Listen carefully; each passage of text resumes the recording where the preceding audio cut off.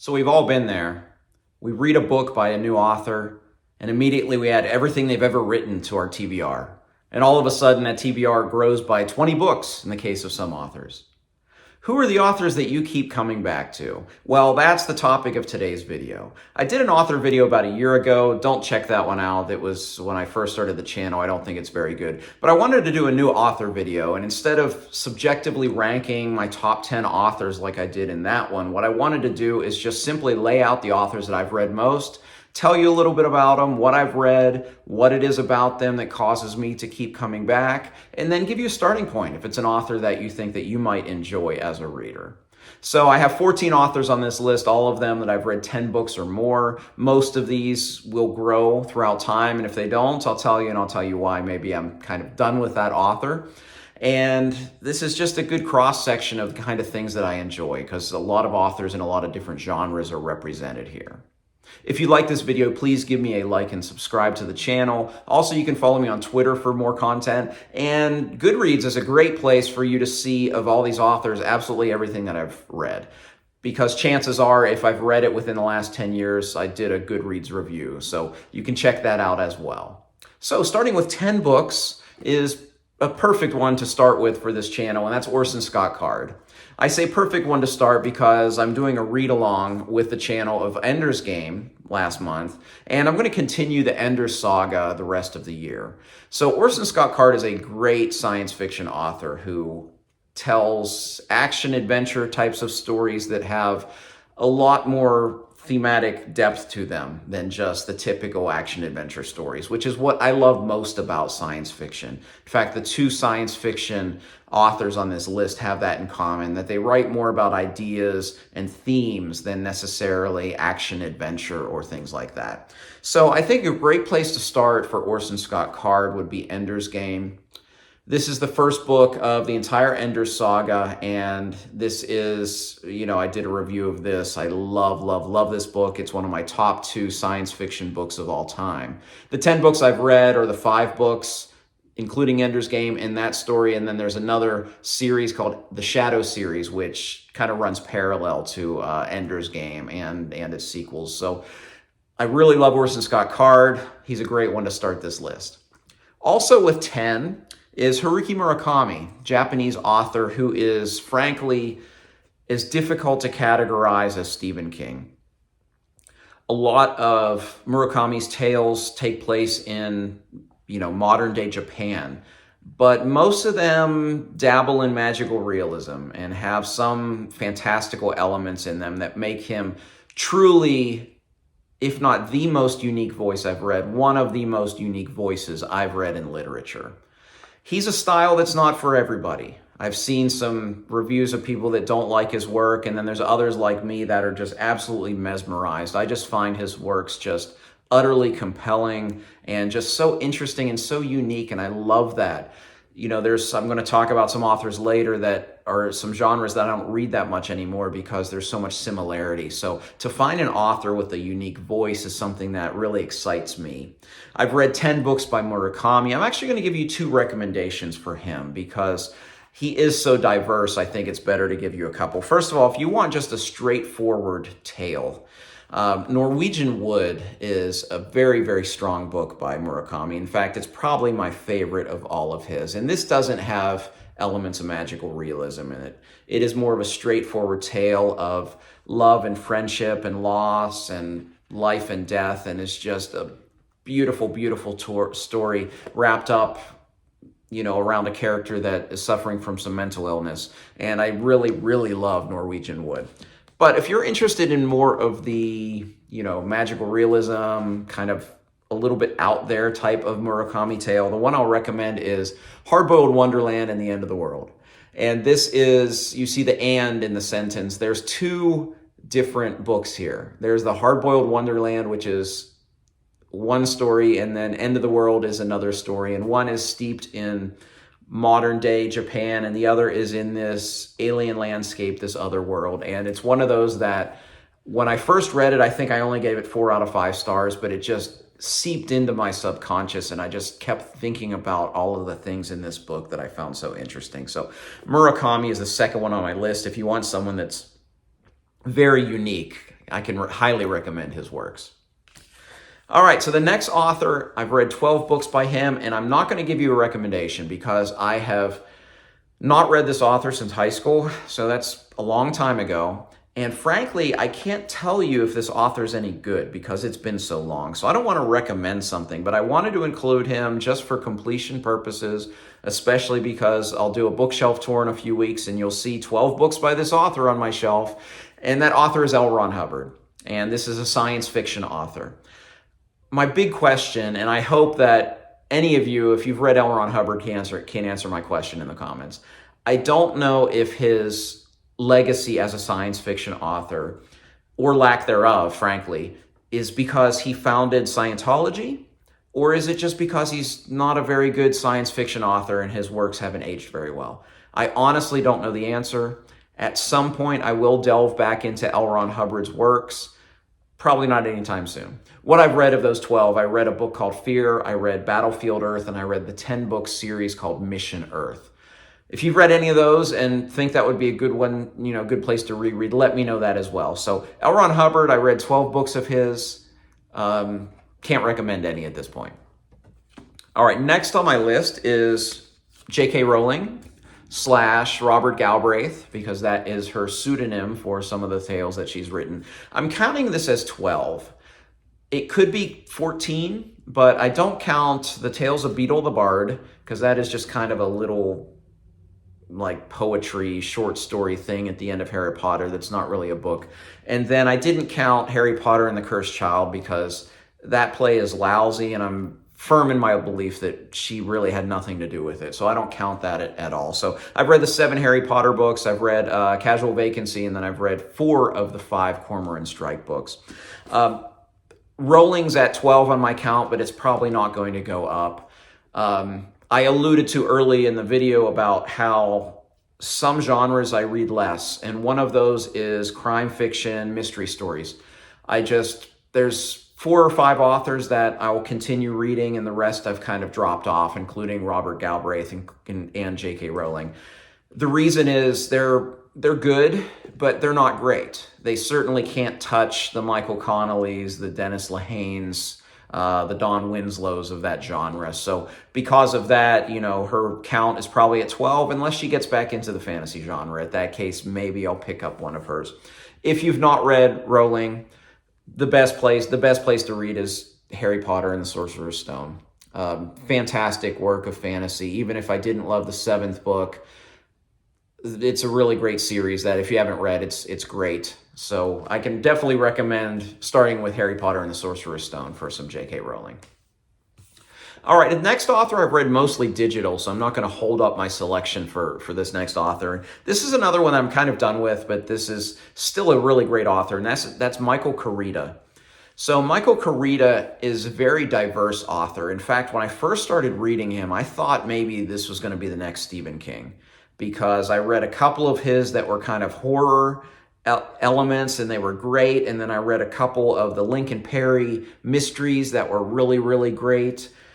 But then as I read some other ones, some standalones and some other series, he was just inconsistent for me as an author. And again, in addition to reading less crime fiction and murder mysteries, I'm reading less thrillers than I used to.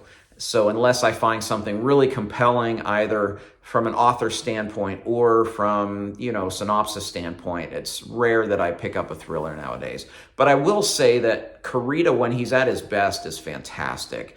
And the one that I think he's at his best is called The Ruins. And it's more on the horror side of things. And I think that was the one that I read and thought, oh, this guy has the potential to become a Stephen King. We'll see where his trajectory takes him. He's not one that I'll ever dismiss and not pick up one of his. When I'm in the bookstore, if I see a new one, I'll read the back of it. I might revisit him. There's nothing currently on the TBR by Corrida, but I think Corrida is a very talented author, and I think some of you would probably enjoy some of his works. Up next, also with 12, is my favorite author of historical fiction, and that is Bernard Cornwell. Bernard Cornwell writes action-adventure historical fiction, fast-paced, but still extremely historically accurate, extremely immersive. And what is most immersive for him are the action scenes, like the battle scenes. regardless of what genre he's writing in. So let me tell you everything I've read by Cornwell, because it's all so good, and you can see that he doesn't limit himself to one era or type of book. I read a book of his called Stonehenge, which was set like 1000 or 2000 BC. I read 4 books in the Starbuck Chronicles, which is set in the American Civil War. I've read 3 books that are the Warlord Chronicles, which are a retelling of the King Arthur legend from a historical fiction slant. And then I read another series, which is 3 and then 4 books that begin with The Archer's Tale, which is set in, I think, 14th century England and France, right before the 100 Years' War. Very, very great, all of those series. He also has his Sharp series, which I haven't read yet, which is set in Napoleonic era.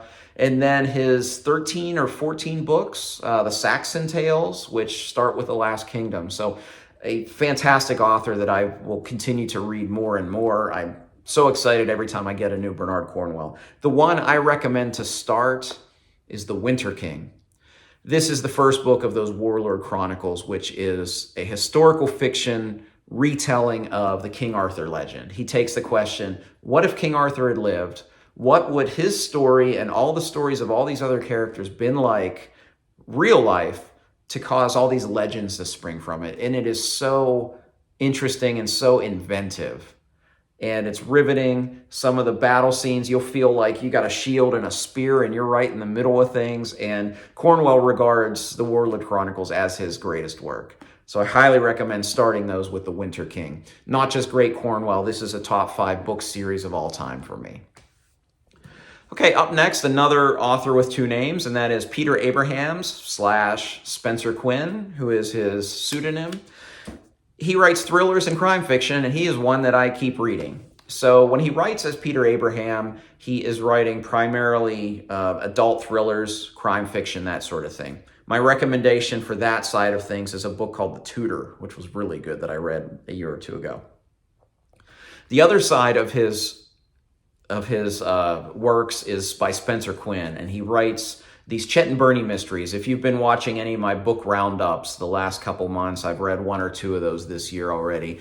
And Chet and Bernie mysteries are these lighthearted but still extremely well-plotted murder mysteries where Chet and Bernie are, a crime-solving team, but Chet's a dog and Chet's the narrator, and it's absolutely delightful. And it's interesting just to see Peter Abrahams can write the gritty crime thrillers, but then he can write these very lighthearted mysteries. So if you're interested in the Chet and Bernie side of things, the first one is called Dog on It, and all of them have titles that are kind of, talk about dogs in some sort of a way, since Chet is your narrator, and he is one of the most fun narrators that I have read. All right, up next, another sci-fi author, also clocking in at 12. We had, I think, 6 authors that I'd read a dozen works. This author's list will grow, and that's Isaac Asimov. Asimov is not the most talented writer in the room. However, Asimov has more brilliant ideas and thought-provoking themes per page count than just about anybody that I've read. So you kind of have to get through. I mean, I'm a reader that enjoys great prose. I love authors that just can use the English language so well. Donna Tartt, Robin Hobb. Asimov, that's not the guy for that, but he has such thought-provoking ideas, and he always makes me think. And that's what I enjoy most about Asimov. He's one of those pillars of science fiction because of that. The 12 that I've read from him are the 7 books that comprise the Foundation series and the 5 books, 4 books that comprise the robot novels, and then 1 book, which is I, Robot, which is a collection of short stories in the robot world. But they're all kind of connected because Asimov, way before there was an MCU, created a multiverse. And I'm looking forward, hopefully later this year, to delving back into the multiverse with his Empire novels. My recommendation is the first book of the Foundation trilogy, which is called Foundation. And it's kind of short. It's only like 250 pages, something like that. And it's an easy entry point because it's not even a short novel. It's like 5 novellas, short stories that are interconnected that give you just the overarching idea of the story that he's going to tell in the Foundation series. And I love the Foundation trilogy, the sequels, and maybe the prequels most of all. But Isaac Asimov is an author that I enjoy quite a bit, and will read more of him in the future. Up next, we're up to the big boys here. We're down to our top 5. So starting with the 15 books of Robert Jordan, and that is The Wheel of Time. The Wheel of Time series is my number 2 favorite book series of all time. It has some of the best storytelling, and if you're a fan of epic fantasy and you have not read The Wheel of Time, I highly encourage you to do so. What Jordan does so well for me is he creates character, and he develops character extremely well. Now, the 15 counts, I wasn't sure how to count the last 3 books of The Wheel of Time because Jordan only completed 12 himself, and then he passed on, and Brandon Sanderson finished the last 3. But there's enough of both authors that I count both of them towards my total here. So the 15 that I've read by Robert Jordan, The Wheel of Time is one of the best. The only place to start with Robert Jordan, from what I've read, is The Eye of the World, book 1 of The Wheel of Time. And I love this series.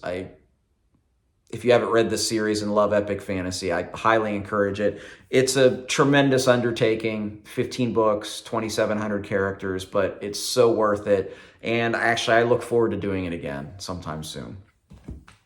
All right, next up, another epic fantasy author. Of course, we're going to have a few of these at the top because these fantasy authors tend to write long series, so they add up quite a bit. And that's David Eddings. Eddings isn't talked about as much as he used to, but when I was reading fantasy in the 80s and early 90s, Eddings was pretty much the man. He was the guy that everybody awaited the new Eddings book when it came out. And modern day, you see that, yes, it's very tropey. It's very formulaic. In fact, in his quasi-memoir, the Riven Codex, he gives you his formula. However, he's still a very good storyteller. The 16 Eddings books I read the 5 books of the Belgariad, the 5 books of the Malorian, the 3 books that are in standalones in that universe, and then the trilogy called the Elenium.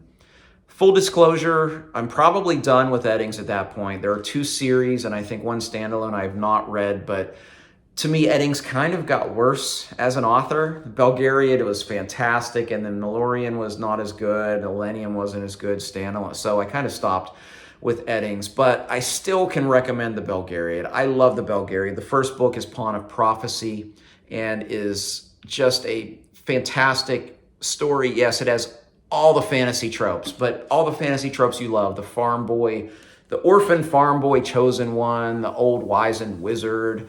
You got the strong aunt who's raising the orphan. You got every cliche in the book for all the other warriors, but I still love it. I still love it. And I did reread it recently, so this isn't just rose-colored glasses from 30 years ago. I did reread the Belgariad about 10 years ago, and I still love it. It brings up some nostalgia, yes, but I think it's still worth your time. So if you want to read some epic fantasy that's steeped in those tropes and embraces those tropes, the Belgariad is probably a series that you'd enjoy. All right, my last 3 authors. Next up, Brandon Sanderson. And the 17 works of Sanderson I have read are entirely his Cosmere. I've not read any of his other works. I don't really plan to read any of his other works. It seems like most of his other works are kind of YA-oriented. And frankly, some of his fantasy, even if it's adult fantasy, is kind of leaning that way anyway.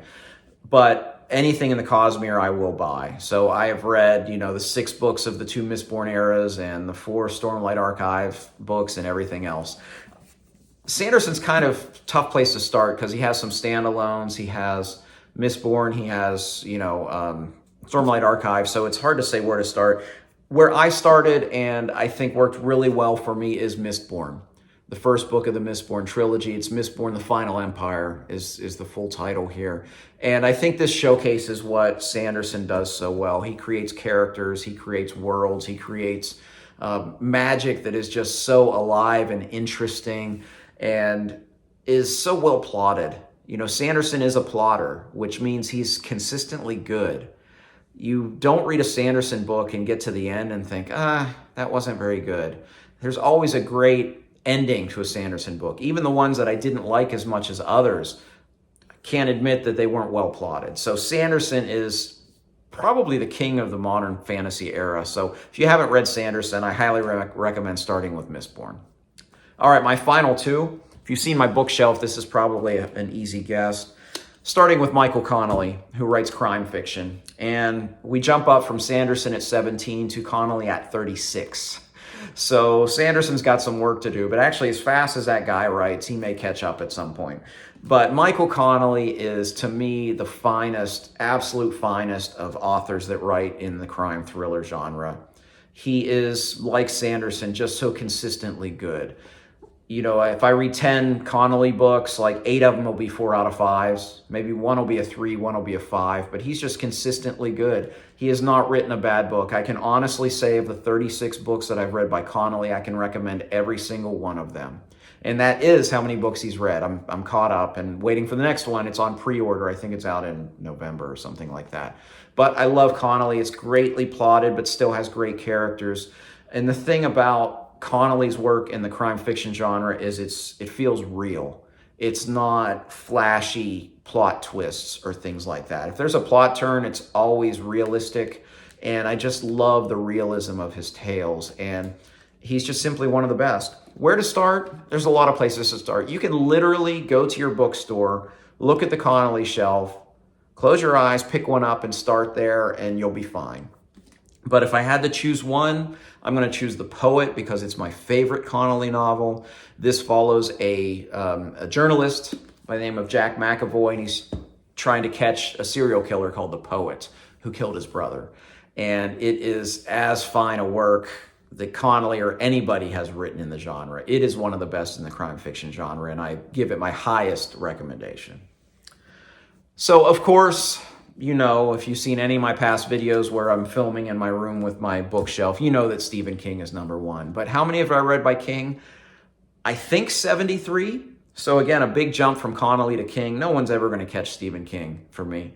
73 books. I think that is the correct count. I've read all but like 4 or 5 of them. So I don't know if my count is accurate, but it's way up there. No one's going to catch him anyway. Why do I love King? I love King because he is plain and simple a master storyteller. It doesn't matter what kind of story he's telling, whether he's telling one of his horror stories, or he's telling a coming-of-age tale, or he's telling something that's historical fiction or crime fiction or a short story or whatever. This guy just knows how to weave a tale, and that's why I always come back. Whatever he writes, I buy it, even if it's nonfiction. So King is king in my mind of all the authors that I've ever read. He is my favorite.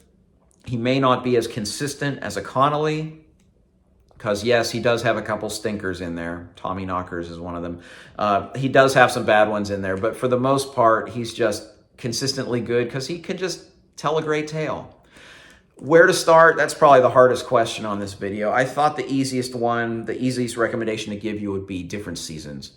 Different Seasons is 4 novellas, and it showcases 4 very different tales, but 2 of them became movies that you're likely to know. Actually, 3 became movies, but 2 that you definitely know. One novella is called The Body, which became a delightful film in the 80s, coming-of-age film called Stand By Me. And then the other one is called Rita Hayworth and the Shawshank Redemption, which became, yes, the Shawshank Redemption, which a lot of times when I tell people that Stephen King wrote the Shawshank Redemption, they're shocked. You know, how could the guy who wrote a book about, you know, a haunted car, well, actually, he wrote 2 books about haunted cars, write a book, you know, so great and moving as The Shawshank Redemption? Well, it just shows his scope and range as an author. But I think Different Seasons is a good place to start because you get 4 novella-length stories, so not a big commitment, but it can just show you the kind of storytelling that King possesses, and maybe it'll, you know, cause you to want to branch out and read more by King. I hope it will because he's my favorite author, and again, I make these videos because I just like to talk about the books that I love most, and